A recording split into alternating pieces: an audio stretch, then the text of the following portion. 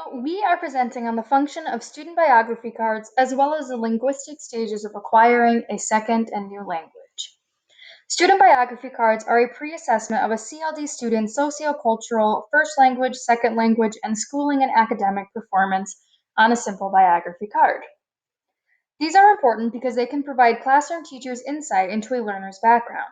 The teacher can then encourage the continued use of a CLD student's native language for cognitive academic proficiency language (CALP) development while also helping the CLD student progress through the stages of second language acquisition. There are 4 dimensions on these cards. Socioculturally, filling out a student biography card enables teachers to consider the community, school, home, and classroom environment.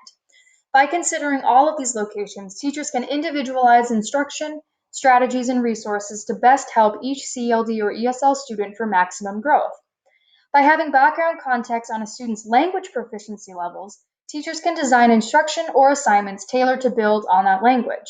This enables work to fall under the zone of proximal development so students feel comfortable with their tasks. By learning about students' academic backgrounds and capabilities, teachers can better build off prior knowledge. This is particularly important for CLD students in transferring information they've learned previously to new content. Last, knowing how a student learns creates a means to develop lessons tied to that student's preferred learning style. It allows a teacher to critically think about the strengths and weaknesses a student has and how to hone the strengths and develop the weaknesses. Our student number 1 is Andy. He is 9 years old and is in the 4th grade. He was born in Guatemala and his family moved to the United States 6 months ago. His first language proficiency for oral, written, and reading are Spanish. His English language proficiency scores are all in the beginning stages. Student number 2 is Jasmine and she is 15 years old and is currently a freshman. She was born in Mexico and did receive formal education in Mexico. Her family moved to America 4 years ago, and her conversational English improves every year. Her L1 proficiency remains all Spanish with the exception of oral, which is now English. Her L2 proficiencies are diverse. Her most proficient score is oral with a 4, followed by reading and then writing. Student number 3 is Carla. She's in 4th grade. She was born in Mexico and went to school in Mexico up until partway through 3rd grade. The second half of her 3rd grade year was in Arizona in her first language of Spanish. She then moved to Iowa in 4th grade and has received all instruction in her second language, English.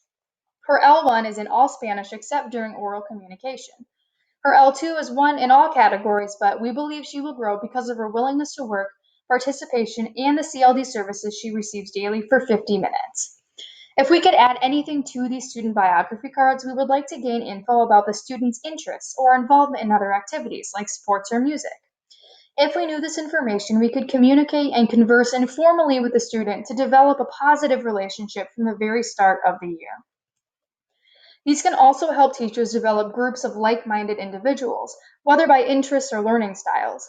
Oftentimes, non-CLD students feel nervous or apprehensive about approaching CLD and ESL students because they're unsure how to best communicate with them.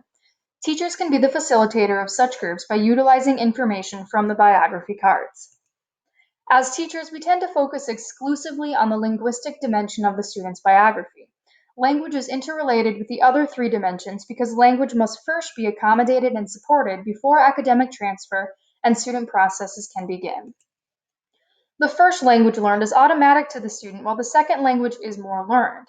The first is also natural to a student, while the second language is unnatural at first. Students using their second language also need more time to process than students using their first language. The first environment component that is crucial for second language acquisition involves learners who recognize the need to learn a target language and are motivated to do so. The second environment component involves a speaker who is fluent enough in the target language that can provide access and assistance for the learner in that language.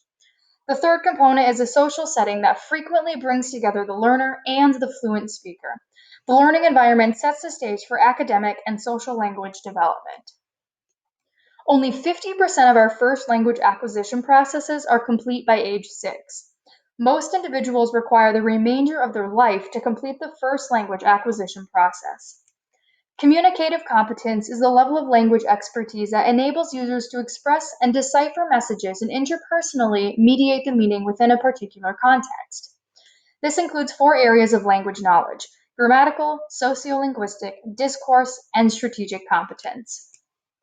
We think we acquire the phonology of primary language around age 4. We acquire the syntax in elementary school, probably around 3rd grade. More complex syntactic rules were learned later in high school. The stages of second language acquisition is the pre-production, early production, speech emergence, intermediate fluency, and then advanced fluency. We would consider the early production stage to be the most difficult because this is a stage where students are beginning to try out their second language, and the stress and fear of saying or doing it incorrectly would be very high. The pre-production and early production stages are associated with limited language production in L2. Students may be nonverbal or use limited amounts of words during these first two stages.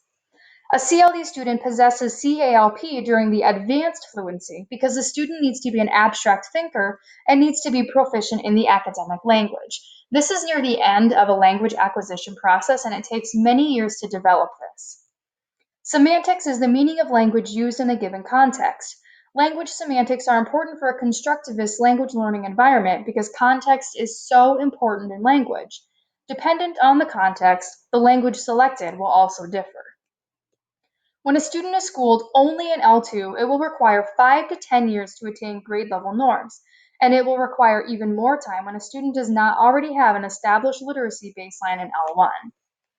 When a student has been schooled in L1 and L2 at least through 5th or 6th grade, he or she is often able to maintain grade level norms in L1 and attain grade level norms in L2 in 4 to 7 years.